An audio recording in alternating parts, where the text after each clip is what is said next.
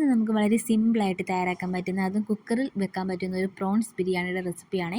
വെറും 10 മിനിറ്റ് മാത്രം മതി ഇത് തയ്യാറാക്കാനായിട്ട്. അപ്പോൾ അതിനായിട്ട് തന്നെ ആദ്യമേ പ്രോൺസ് എല്ലാം ഒന്ന് ക്ലീൻ ചെയ്ത് വൃത്തിയാക്കി വെച്ചിട്ടുണ്ട്.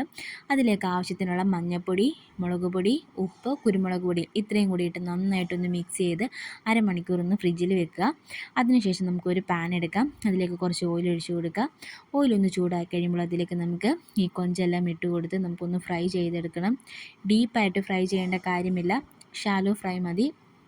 ഒരു 10-15 മിനിറ്റ് കഴിയുമ്പോഴത്തേന് ഇതൊന്ന് ഇളക്കി കൊടുക്കുക.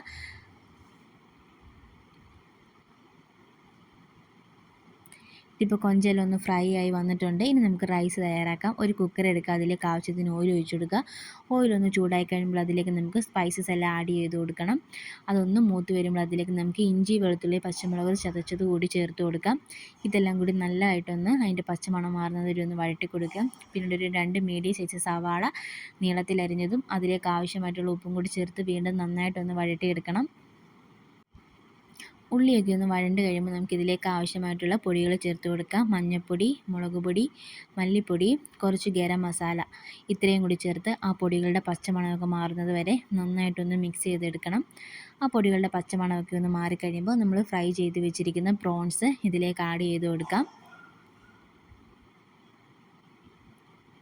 ഇനി എല്ലാം കൂടി നന്നായിട്ട് വീണ്ടും ഒന്നുകൂടി മിക്സ് ചെയ്തെടുക്കുക. ഞാൻ ഇതിനകത്ത് വിട്ടുപോയൊരു കാര്യമുണ്ട്, തക്കാളിക്ക് കൂടി ചേർത്ത് കൊടുക്കണം ഉള്ളി വഴറ്റുന്ന സമയത്ത്. അത് ഞാൻ വിട്ടുപോയതാണ്. ഇനി ഇതിലേക്ക് കുറച്ച് മല്ലിയിലയും പുതിനയിലയും കൂടി ചേർത്ത് വീണ്ടും നന്നായിട്ടൊന്ന് മിക്സ് ചെയ്തതിന് ശേഷം നമുക്കിതിലേക്ക് അരി ചേർത്ത് കൊടുക്കാം. ഞാനിവിടെ കൈമ റൈസാണ് എടുത്തിരിക്കുന്നത്. ഇതൊരു അരമണിക്കൂർ മുന്നേ കഴുകി വൃത്തിയാക്കി കുതിർത്ത് വെച്ചിരിക്കുന്ന അരിയാണ്. അതുകൂടി ഇതിലേക്ക് ഇട്ട് കൊടുക്കാം. ഞാനിവിടെ 2.5 ഗ്ലാസ് അരിയാണ് എടുത്തിരിക്കുന്നത്. 2.5 ഗ്ലാസ് അരിക്ക് ഞാനിവിടെ 3 ഗ്ലാസ് വെള്ളം കറക്റ്റ് വെച്ചിട്ടുണ്ട്. ഈ ഒരളവിൽ വെച്ച് കഴിഞ്ഞാൽ നമുക്ക് ഒട്ടും കുഴഞ്ഞു പോകാതെ തന്നെ നല്ല പെർഫെക്റ്റ് ആയിട്ട് തന്നെ നമുക്ക് അരി വെന്ത് കിട്ടും. ഇനി വെള്ളം കൂടി ഇതിലേക്ക് ഒഴിച്ച് കൊടുത്ത് വീണ്ടും നന്നായിട്ടൊന്ന് മിക്സ് ചെയ്ത് നോക്കണം. നമ്മൾ ഈ സമയത്ത് ഉപ്പ് കുറച്ചുകൂടി ചേർത്ത് കൊടുക്കണം. ഉപ്പ് ചേർത്ത് കൊടുക്കുന്നുണ്ട്. പിന്നീട് 1 സ്പൂൺ നെയ്യ് കൂടി ചേർത്ത് കൊടുത്ത് വീണ്ടും നന്നായിട്ട് മിക്സ് ചെയ്തെടുക്കുക. എല്ലാം കൂടി നന്നായിട്ടൊന്ന് മിക്സ് ചെയ്തതിന് ശേഷം നമുക്കിനി ഇത് അടച്ച് വെച്ച് വേവിക്കാം. നമ്മളിത് ആദ്യം വേവിക്കുമ്പോൾ ഇതിന് വിസിലിടാൻ പാടില്ല. മീഡിയം ഫ്ലെയിമിൽ വേണം നമ്മളിത് വെക്കാൻ. ഒരു 3-4 മിനിറ്റ് കഴിയുമ്പോൾ നമുക്ക് ഇതിൽ നിന്ന് ഇതേപോലെ ആവി വരുന്ന സമയത്ത് നമ്മൾ ഈ വിസിലിട്ട് കൊടുത്ത് നമ്മൾ ഫ്ലെയിം ഓഫ് ചെയ്ത് വെക്കണം. പിന്നീട് കുക്കറിൽ നിന്ന് പ്രഷർ ഫുള്ള് പോയതിന് ശേഷം മാത്രമേ ഇത് തുറന്ന് നോക്കാവുള്ളൂ.